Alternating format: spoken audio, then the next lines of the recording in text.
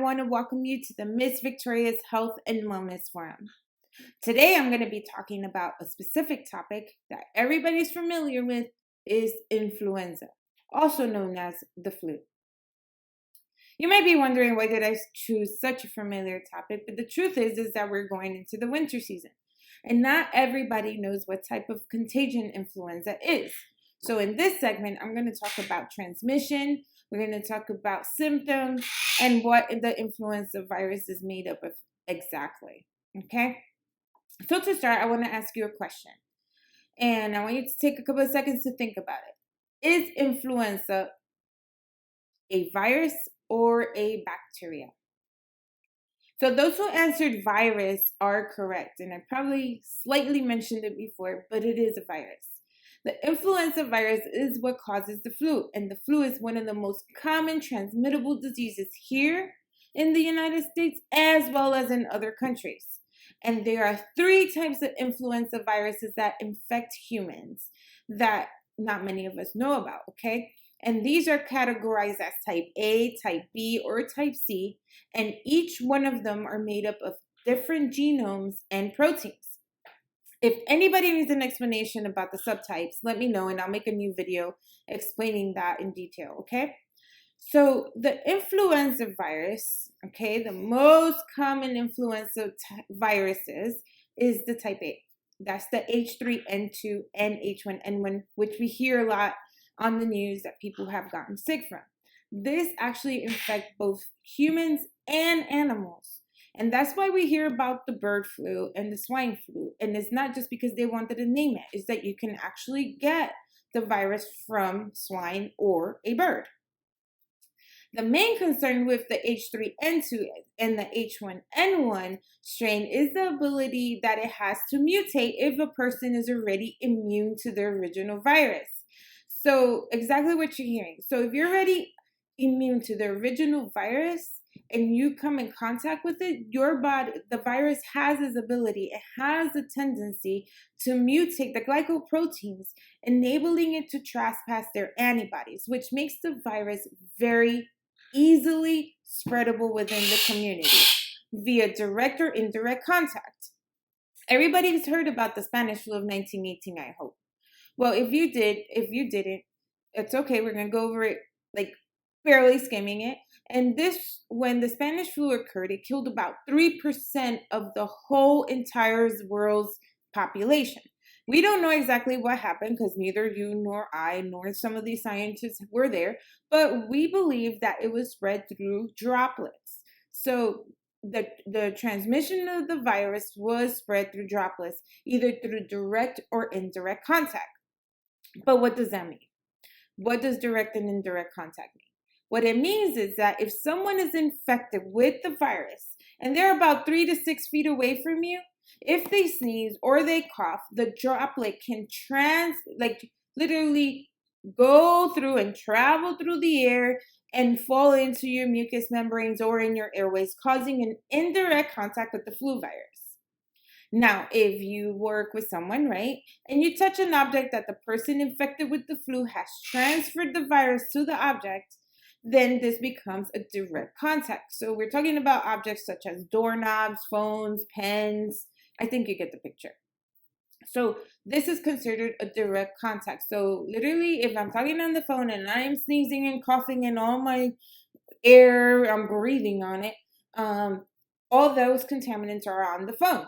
So the best thing to do is to sanitize that phone before you use it or someone else uses it, okay?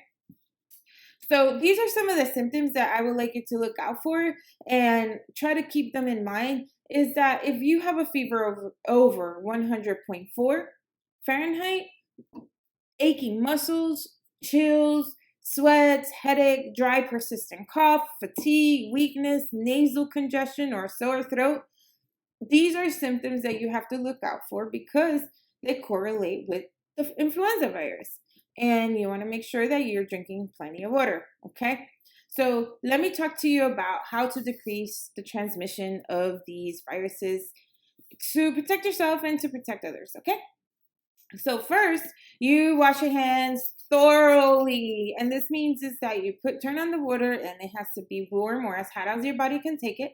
You once you turn on the water, then you put soap on your hands. You wash your hands all the way to your elbows, okay? Because you can have contaminants all over here, and sometimes we go like this, and you wash them, and then with a paper towel, you turn it off. Okay, do not touch your face or eat anything or drink anything without washing your hands. The next thing is to do an elbow sneeze. So we're going to go over real quickly. An elbow sneeze acts as a guard, and what I mean by the elbow sneeze is that when you're about to sneeze or you're about to cough, you bend your arm over your face and you use your ankle here as a guard. So you're so everything stays here and it doesn't go flying all over the air and you're getting other people sick. Okay? And always after that, wash your hands and wash your arms. Do not use your hands. Your hands will carry the virus to other locations, to other objects, to other people. So just always try to use your elbows when you're about to sneeze and when you're going to cough. Okay? The next thing is drink plenty of water. I think I've told people this 100 billion times. Drink water. Water is your friend. We are made from water. We need more water. Water helps kill toxins. It helps flush out the body from viruses and bacteria. So it's very important to drink water. And I'm not talking about just an 8-ounce cup of water a day.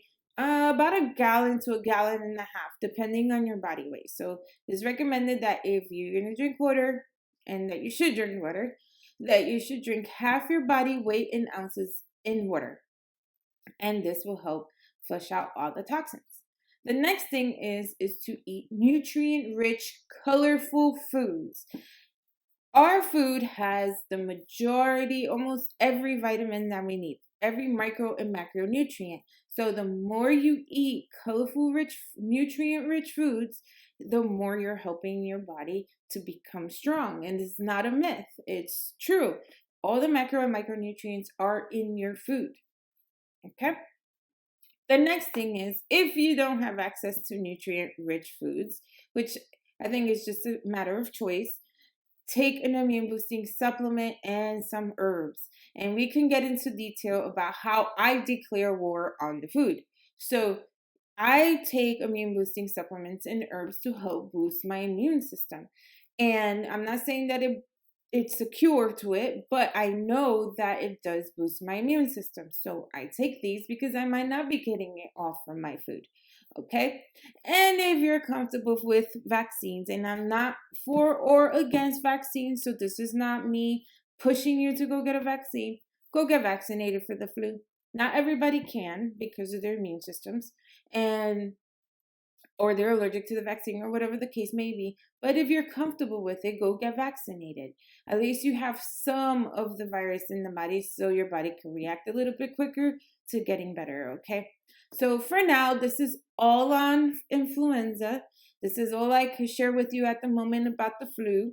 Stay tuned for my next segment on Miss Victoria's Health and Wellness Forum, declaring war on the flu. So please stay tuned. Don't forget to subscribe. Hit that little button in the bottom of the screen. And don't forget, you can always email me with questions. It was a pleasure giving you this information, and I hope to see you soon.